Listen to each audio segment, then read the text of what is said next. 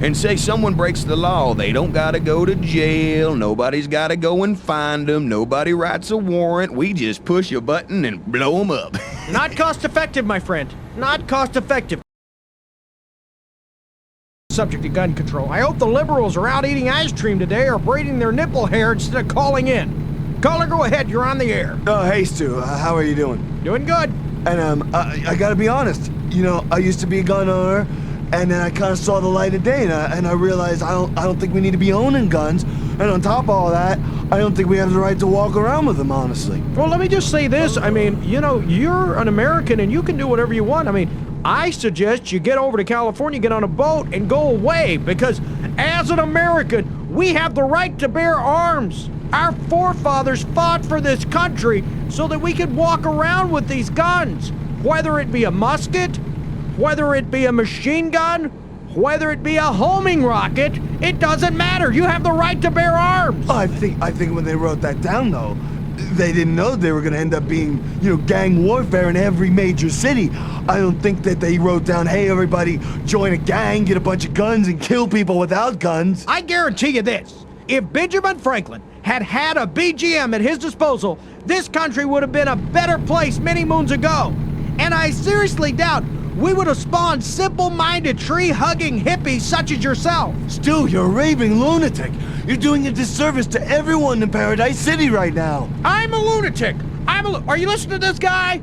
Here's an asshole living in Lava Falls without a gun. Hello? He's gonna die.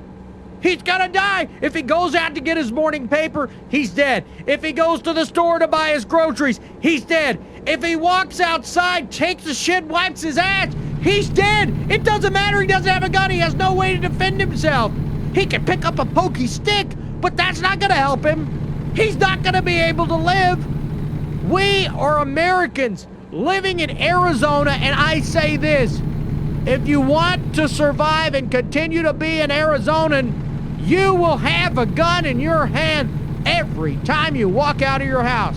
And if you want to live long, you have a couple in your pocket, too. Oh, so that's your solution? Here, your solution is shoot everybody? Don't shoot everybody. Flamethrow some people. Do something else.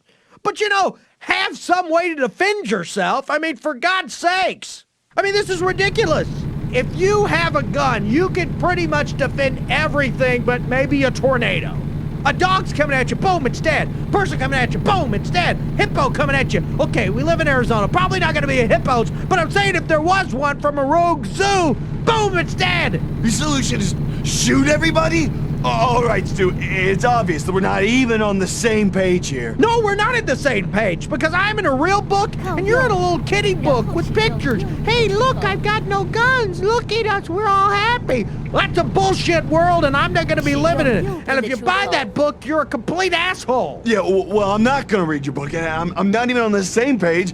I just disagree with you. My grandfather lived in a world that was started by people who believed in other people, friendship and love and honoring other people. You know, loyalty. There was no shooting people.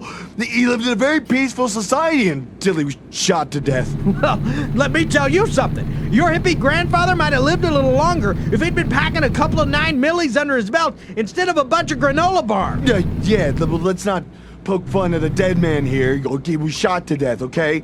He was an innocent man walking down the street, and one of the sentinels rolled up behind him with a chain gun and let loose on him. He had no idea what was coming. Let me tell you something. If a sentinel killed your grandfather, he needed to be killed, because sentinels just don't kill people willy-nilly.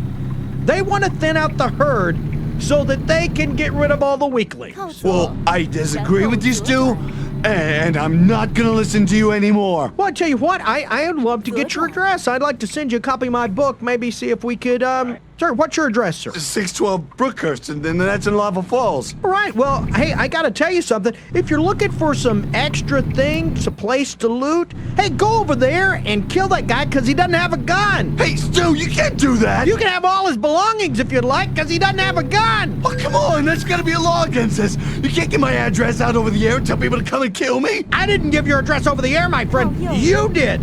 You're listening to the Pickles Show.